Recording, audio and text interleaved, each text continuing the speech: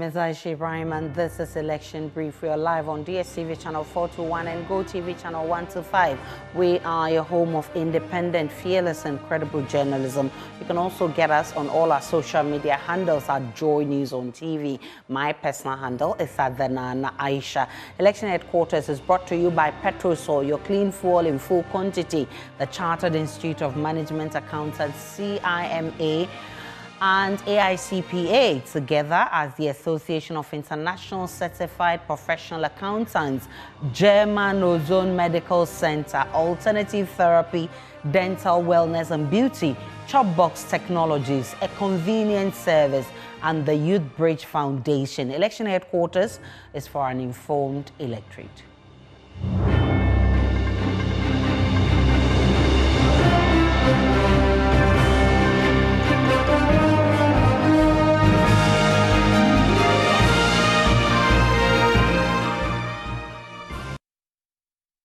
Many thanks for choosing us. The Convention People's Party insists it is ready to present a formidable force for the 2024 elections despite recent internal wranglings. The party has faced tensions with some members petitioning for the removal of the national chairperson due to leadership disagreements.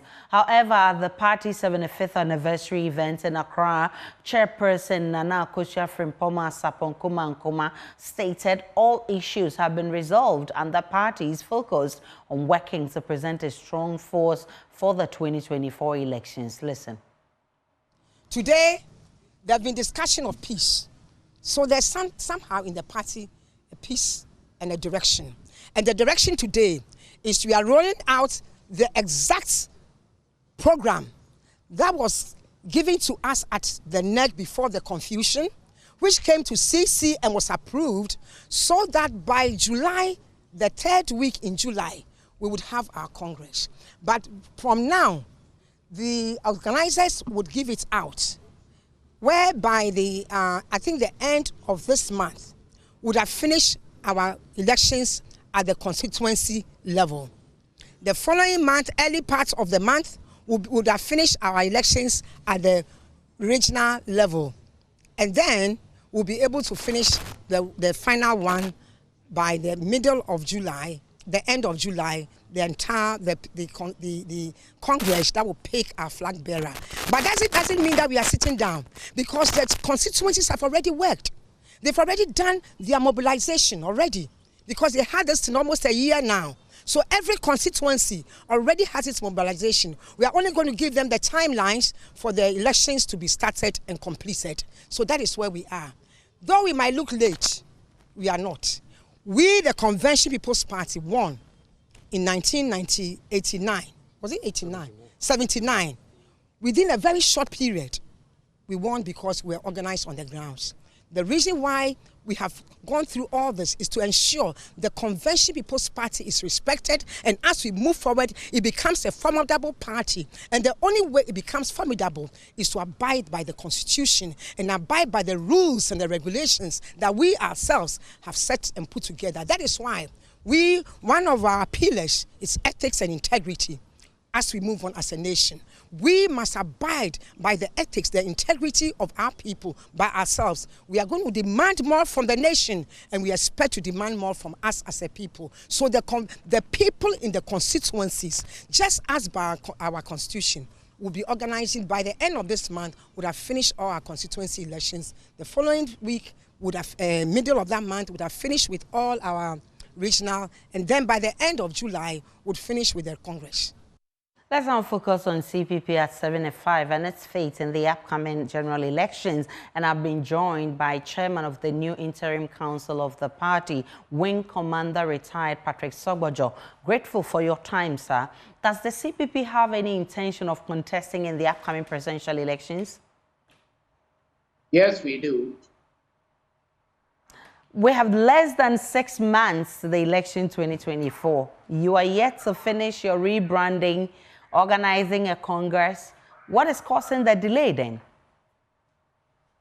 Well, unfortunately, the CPP party have gone through some turmoil. And currently, the IOC, as you mentioned, their main duty is to re-establish the structures in the party to enable the party to run on into various things we have to do for the flag launch or the election. And we are assiduously working towards that.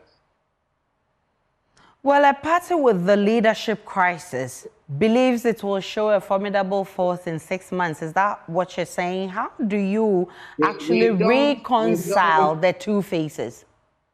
We don't have a leadership conference. There have been a lot of problems in the party. So the founders found it easy, so we can't sit down and let this party run down to the gutter. So we met all the structures in the party, and the party agreed that we should form the interim management for the party, and this is exactly what has been done. So the interim IOC, we call it IMC, is to try and make sure that you can't have a party without a machine. The headquarters is not working due to petty squabbles in between, but now this IMC is in position to try and settle all this, and things are going pretty fine. We're working very fast. We hope we can get there. It is not against anybody, but the squabbles in the party was too much, and we felt it better to come in. And the CPP had done it before. The 6 months, we hope we'll be able to eradicate all these petty issues and then come back on stream. We have barely 6 months to this elections, and like I said, we've not seen much of the CPP. Do you think you have enough time to be able to put all of this in order before the elections? I think so. I don't think we need to come to the press or the public and tell them where we are not, what we haven't got in there. But we've seen the major political parties, for instance, who've been in some campaign activities. We've seen them working on their manifestos and all of that. We've not seen much from the CPP. Well, a house without peace cannot do much. That's what we are in, to make sure we can restructure things and come out. So if you give us a breather, we'll get there soon. Like how many months breather do you need? Oh, there are no timelines, but we'll get there. Well, we wish the CPP well and happy anniversary. Thank you so much for joining us, Wing Commander. Very soon. Sogwajo is the chairman of the interim committee that he says has been set up to put the house in order so they can present a formidable force in the upcoming elections. Let's get to the Ashanti region, where Asantehene Otumfuo Settu II has advised Vice President Dr. Bawumia to openly acknowledge and address any potential shortcomings as he engages in political activities leading up to the December 7 polls. Speaking during a courtesy call by the NPP flag bearer, Otumfuo praised the Vice President's efforts in addressing pressing concerns affecting many Ghanaians daily. However, he emphasized the importance of humility and transparency in confronting limitations or mistakes given the complexities of governance. Nana Boakye Yadom has a wrap of the Vice President's tour in the Ashanti region. President and flag bearer of the New Patriotic Party, Dr. Bawumia, has concluded his 3-day tour in the Ashanti region.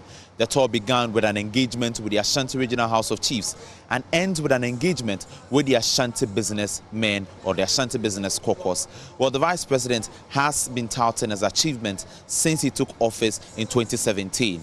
On his last day during the tour in the Ashanti region, he had an audience with the Asantehene Otumfuo Settu II. The Asantehene admonished the Vice President to admit the shortfalls of the current government during his campaign for Ghanaians to trust him with their votes in a December 7 polls.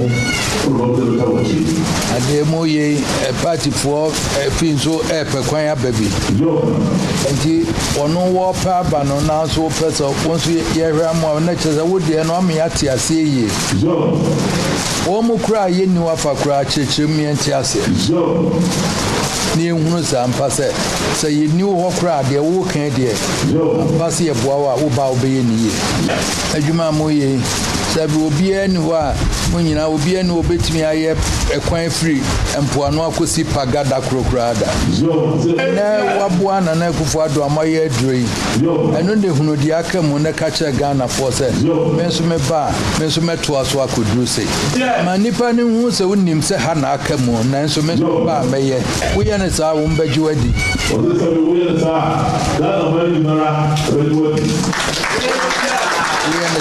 it is all about there.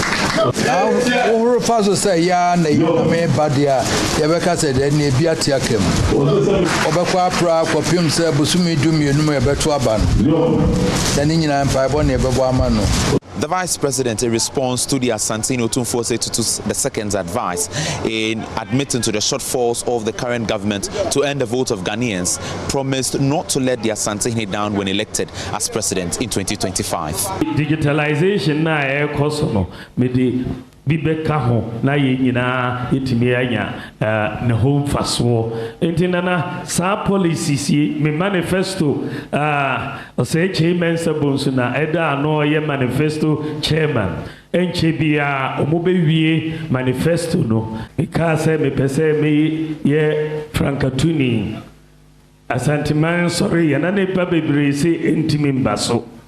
But me bakanchire me papa o kanchire me say nyame adom over time echi ena Asantehene time echi anka enye ono ene Asantehene anka menjina ha se me frankatuni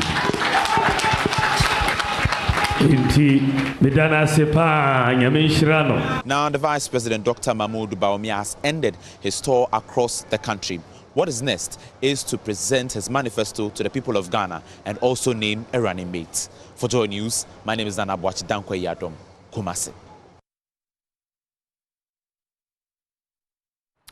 And that was Anabuachi Yadom's report. I've been joined by political science lecturer at the University of Ghana, Dr. Kwame Asante. Grateful for your time, Dr. Asante.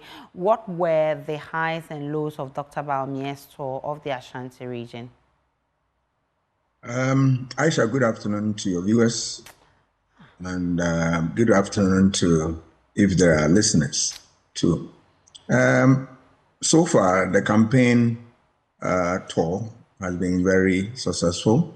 From where I sit, I think Dr. Bawumia was able to tour the strongholds, if I may put it that way. And if you look at how he was received in his stronghold, what signal do you pick that the soul of the party is still intact in the Ashanti region? If you look at it from that perspective, it can mean anything. All right. Sometimes people will follow you, but does it translate into voting? We have something we call the bandwagon effect.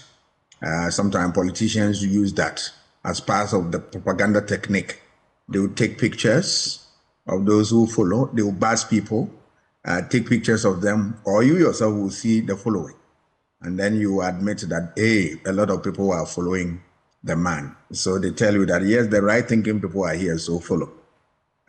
Sometimes it's the case. Sometimes it's just a propaganda technique or just the propaganda gimmick. The fact also that people follow you does not necessarily mean that they vote for you or they vote against you. So it's a different thing. But for me, what is important is the issues that he addressed. Remember the communities that he met, not everybody that he met, specialized groups of people that he met. And for me, that was a good strategy. Business people, chiefs, opinion leaders, and the rest of them. You segment the campaign.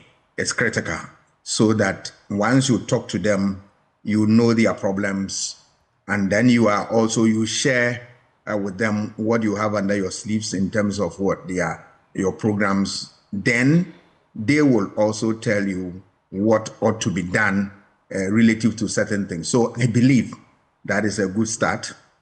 That is also going to inform the manifesto committee as to where to strengthen, where to put in more ink, if you like, in the rest of them. So I think it's a good thing. He touched on a number of things. The railway system in Ashanti region is going to revamp that.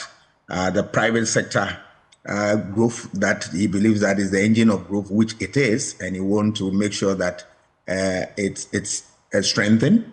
The issue of reducing tax on importation of goods and all that, which the business community complains so much, and he talk about the fact that he want to, lessen the tax system and make sure that nuisance tax, if you like, or is addressed and all that. And he want to also look at certain unfinished business. He wanted to also work on that. i.e. the military hospital and the rest of them. These are critical programs that he touched on, which for me, it's a good one. But the real issue is that the vice president, as we have known him, he had given a lot of promise from the first tenure, before the first tenure. And then the last election, we saw the promise. Some of them remain unfulfilled, but he has a very ugly duty of revisiting them because he has no choice, because they constitute important, a component of the economy. So he has to revisit them. Now, the biggest tax is how do people believe him, given the fact that some of the things that he promised, he could not deliver them. But of course, he should be able to give realistic answers, and then also admit where they are not able to meet those promises and tell us the way forward to it. We have said it, and thank God the king also reiterated that point and strengthened it further, that he should make it abundantly clear as to what has been some of the shortcomings and the way out. I believe that these all flows from governance of transparency and the issue of accountability, that when they give you political office, at a point in time, you'll be made to account for the stewardship of your office. So I believe that in accounting for that stewardship, you should not leave anything behind. Even if you could not achieve, let us know and then tell us the way forward. For me, that is important. But all in all, I think the campaign has been, the tour has been successful. And what now the people need to know is that you now want to go all out to campaign in terms of rallies and all that. And then you also let us know what you have in terms of what is in the manifesto. That will really give us food for thought. His message to the people, reviving or improving the railway sector, driving private sector growth, and reducing taxes, which you mentioned, are these messages, in fact, among other promises that he made, are they messages that you see resonate with the electorate, especially when people have blamed him for example, the higher taxes we are seeing today? It is a difficult thing for him. I admire his courage, because some of them, I don't know how he is going to navigate his way out because of the earlier promises and what we are seeing today. Nuisance tax you talked about previous years, and that is not what we are going to see. And we have seen more nuisance taxes. We have seen the economy growing from bad to worse. And it's also a function of what the people talk to you about, especially those magazine people, the business community, the traders and all that, because their capital being eroded by the day with the depreciation of the country's cedi. What can be done to salvage this? I think that he needs to be able to be forthright with the solution there. And then he talks about the fact that, yes, the taxes is going to lessen them so that import becomes a little cheaper to do and all that. If he wants to do that when he gets power, the question is, why can't you start something now so that at least you reduce the burden of the taxation on business community? At least start something so that when you come, you can even strengthen it. So I believe that, yes, they will take it. But I believe that what will work more is that you should be able to tell us that from today onwards, we are going to lessen it a little bit to give you a breather so as to have confidence that when we get power, then we can come full hog. I think that is the way to go. Dr. Asantehene, I'm grateful for your time this afternoon. He is a political science lecturer at the University of Ghana. Now, campaign manager of the NPP's flag bearer for election 2024 says Dr. Bawumia's choice of a running mate will come as a surprise to many. Frederick Opariansa says the party's flag bearer has begun his engagement with the NPP leadership on his choice of running mate ahead of the December 7 polls. According to him, the flag bearer seeks an individual who shares common ground with the populace to bring forth his vision for the country. Speaking to Nana Boakye Adom as the vice president wrapped up his campaign in the Ashanti region, Opariansa emphasized the importance of granting adequate time for such an important choice to be made on the running mate. Said is that he wants somebody who will complement him, not just in elections, but also in the running of the affairs of the state. And so these are the two key things that I believe will eventually determine who the running mate will be. But I know that within the next month or so, by end of this month, early next month, we would have crossed that bridge. That means we are looking at July. Late June, early July, I'm sure we'll cross that bridge. There is no delay at all. His Excellency has indicated the need to engage party people across the country before he takes this decision. So, as you have seen, every region that we have been to, we have met what we call the expanded REC, which is the Regional Executive Committee, plus all the parliamentary candidates, the members of parliament, and even the aspirants who lost have all been brought on board, and the leadership of the communications teams. He has met with all these people, and we've had interactions with them. And so he keeps getting a good sense of what all these people in the party are looking for. And even in his one-on-one interactions sometimes with some of these chiefs, when we engage them, he gets a sense also of what could complement him as running as a candidate, and then also as somebody that will complement him as vice president when he's president. You've heard of the names out there: Dr. Matthew Poku-Prempeh, Osaya Weduchum, the Chief of Staff Raymond Osaya-Pare. Are we looking for somebody within these people I've mentioned? I dare say that they are all fine ladies and gentlemen. There is a host of others who you didn't mention their names as well. But we've heard all these names. The onus lies on the flag bearer himself to decide who amongst these best fits the bill. You understand? Because he is the one who eventually is going to be president, and he's the one who is going to work with the then to be vice president. So it's very important that he's most comfortable with the person he chooses, and not just use any machinations to foist anyone on him. It is important that we allow him, and I have said this on several forums, to allow him the necessary space. I remember in 2008, Akufo-Addo had a lot of pressure from people, all kinds of names thrown about him. But before we saw, he went underwater, submarine, came back and said, this is Dr. Mahmoud Bawumia. Can Dr. Mahmoud Bawumia also go underwater? I am sure Dr. Mahmoud Bawumia will surprise everybody. When he was going to choose his campaign team, a lot of names came up. My name was not there.